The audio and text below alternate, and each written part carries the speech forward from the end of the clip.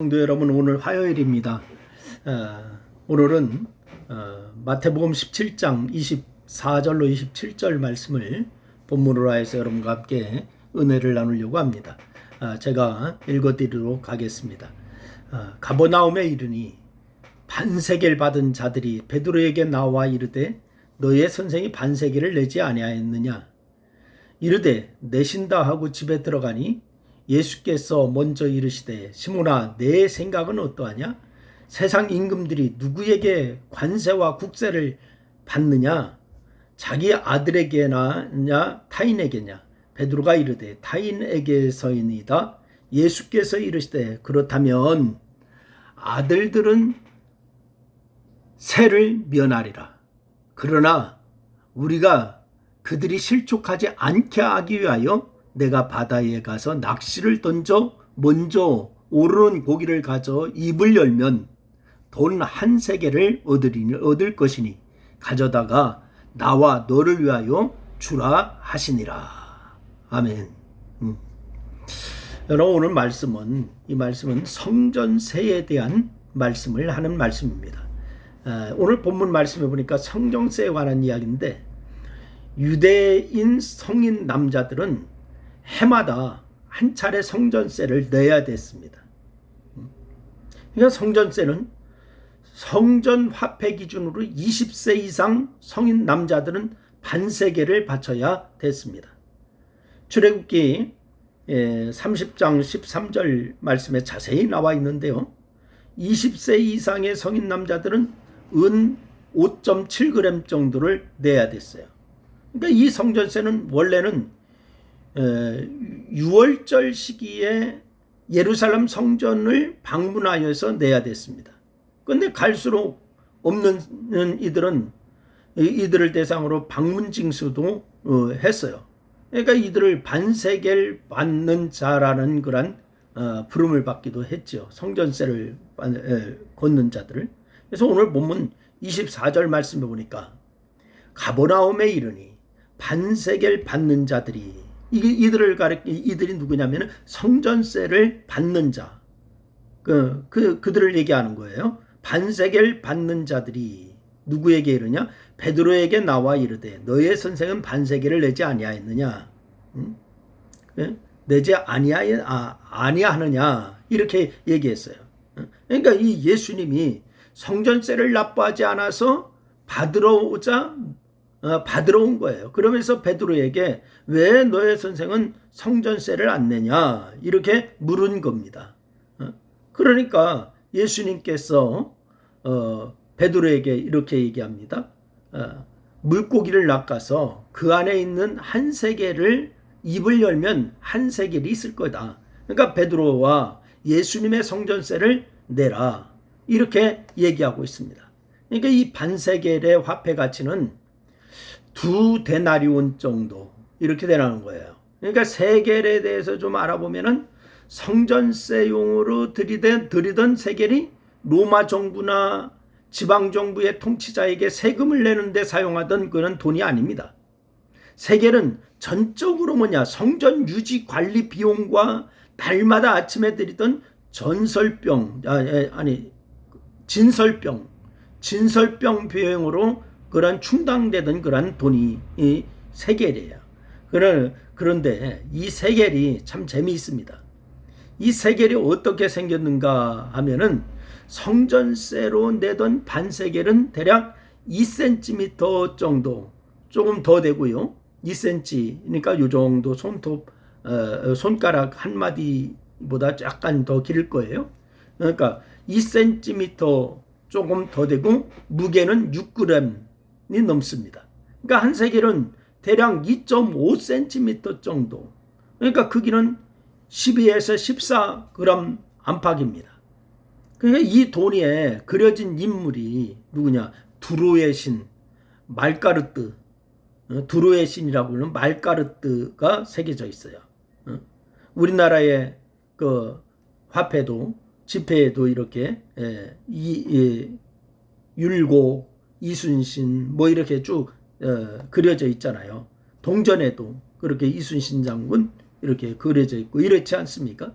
그런데 이 세겔은 말가르트, 두로의 신이라고 하는 말가르트가 새겨져 있어요. 그러니까 그 당시 대부분 로마 돈에는 독수리 문양이 새겨져 있는데 세겔은 그렇지 않았어요.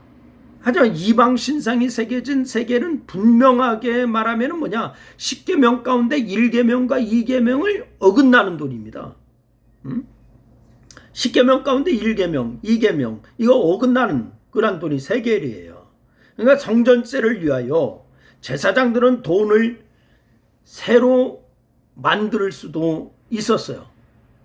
그러나 제사장들은 새 돈을 만들지 않고 이방 신상에 그려진 돈을 가져다가 그대로 사용을 했죠. 그러니까 이것은 정상적인 조치가 아니었습니다. 그러니까 이방 신상이 그려진 돈만을 성전세로 받았어요. 다른 돈을 안 받았습니다. 그리고서 그 돈으로 성전의 중요한 일을 하는 데에 그렇게 사용을 합니다.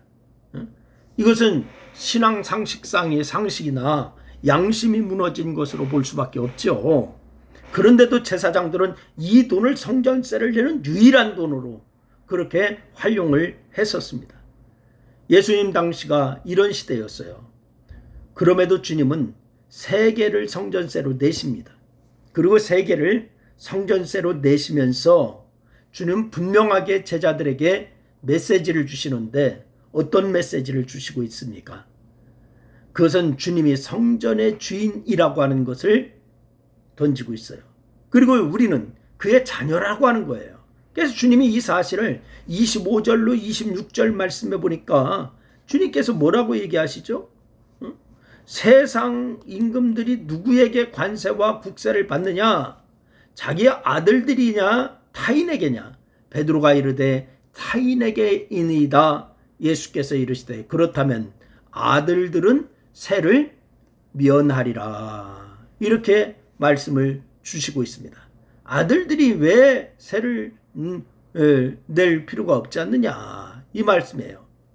이 납세의 문제. 그래서 바로 이 지금은 대통령도 세금을 내야 하지만은 과거에는 그렇지 않았어요. 왕이 자기 자녀에게 세금을 받습니까? 안 받습니다. 그러면은 자기는 세금을 낼까요? 안 낼까요? 지금 예수님께서 세금 내는 문제를 말씀하시는 것은 의도하신 바가 있어서예요. 그것은 예수님 당신이 성전의 주인인데 내가 성전세를 내야 하느냐? 안 내도 된다라고 하는 거죠. 주인인 내가 성전세를 내냐? 안 내도 된다.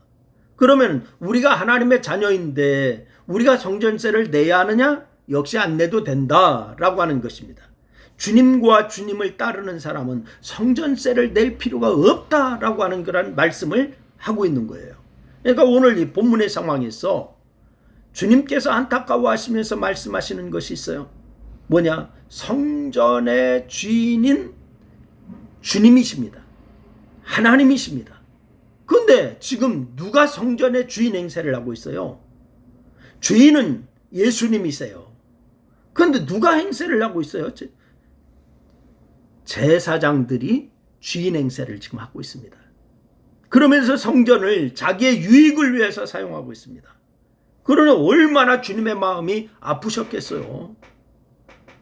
여러분, 그런데 과거에 그 문제가 지금 우리에게 어떤 의미가 있습니까? 사실 이게 중요한 거죠. 여러분, 이 납세 문제에 대해서, 성전세 문제에 대해서 제가 이제 쭉 말씀을 드렸는데, 바로 이 성전의 주인이신 예수님, 바로 이 과거의 문제, 과거의 그 문제가 지금 우리의 문제이기도 하다 그랬는데, 사실 이게 중요한데 주님은 고린도전서 6장 19절 말씀에서 말씀하시기를 뭐라고 말씀하시느냐? 너희 몸은 너희가 하나님께로부터 받은 바 너희 가운데 계신 성령의 전인 줄을 알지 못하느냐? 너희는 너희 자신의 것이 아니리라 라고 이렇게 말씀하고 있습니다. 그러니까 성경은 우리의 몸이 우리의 것이 아니라라고 말씀하고 있어요. 그러기에 그 몸을 가지고 나의 욕심과 쾌락을 위해 살지 말고 하나님의 영광을 위해서 살라라고 말씀하고 있습니다. 그러면서 베드로 고린도전서 10장 31절 말씀해 보니까 너희가 먹든지 마시든지 무엇을 하든지 다 하나님의 영광을 위하여 하라. 이렇게 말씀하고 있어요. 지금 나는 그렇게 살고 있는지 한번 진지하게 생각해 봐야 될 줄로 믿으시기를 바랍니다. 여러분 어떻습니까? 여러분 그렇게 사십니까? 주님은 성전이 당신의 것인데도 제사장들이 마치 자기의 것인 양 육신의 유익을 위하여 장사를 하고 그렇게 모습이 안타까우셨어요. 그래서 성전을 정화시키셨어요. 그리고 성전세를 내는 부분에서도 성전의 주인인 주님이 누구인지를 분명히 가르쳐 주신 후에 다툼이 일어나는 것을 막기 위해서 성전세를 내신 거예요. 근데 왜 주님이 주인이라면 왜 내요? 다툼을 일어나는 것을 막기 위해서. 우리는 본문의 이 내용을 통해서 성전의 주인이 주님이심을 배웠습니다. 또 예루살렘 성전뿐만이 아니라 주님을 마음에 모신 우리의 몸도 주님의 것임을 말씀을 하고 있습니다. 성전이 주님의 것임에도 자신의 것이냐는 행동하고 성전세를 이방 신상이 그려진 돈으로 받으면서도 아무 깨달음이 없는 저들을 보고 안타까워하셨습니다. 그렇다면 이 시간 우리 자신을 돌아볼 수 있기를 바랍니다. 혹시 나도 그런 사람이 아닌가? 종려주의를 앞둔 이 시기에 여러분 오늘 하루를 살면서 여러분은 어떻게 살아오셨나요? 여러분 자신을 돌아보는 날이 되시길 바라고 정말 주님의 성전인 내가 성전답게 살고 있는가? 하나님의 자녀답게 살고 있는가?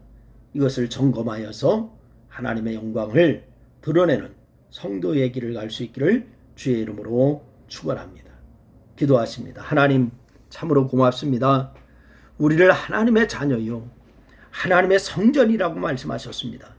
성전된 저희들이 바르게 하나님의 영광만을 위하여 살게 하시고 오직 그리스도인의 본을 보이는 삶을 살 수 있도록 하나님 역사하여 주옵소서. 영광 받으시는 주님 감사하며 예수님의 이름으로 기도드리옵나이다. 아멘. 감사합니다.